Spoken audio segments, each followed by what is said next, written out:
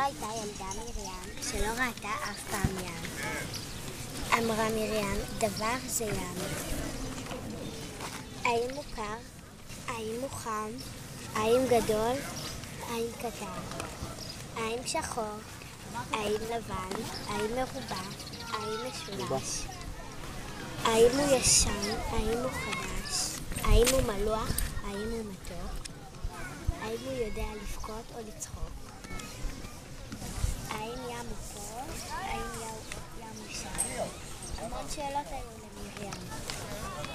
הגיעה מרים לשלולית הגדולה. האם זה הים? כולם שאלה. אמרו לה, מרים, זאת שלולית, זה לא ים. תמיד ככה. אני לא ראיתי. תתכופף, תתייד על 4. הגיעה מרים לבריכה. האם זה הים? שאלה בשמחה. אמרו לה, סליחה, זה לא ים, זאת בריכה. הלכה עוד, הגיעה לנחל כחול. האם זה הים? היא הוסיפה לשאול. אמרו לה, זה נחל, לכי עד הסוף, תגיעי איתו אל הים והחוף. הלכה עם הנחל, הלכה למרים, הגיעה בסוף אל החוף והים. אמרה מרים, זה הים. כל הכבוד לנועה.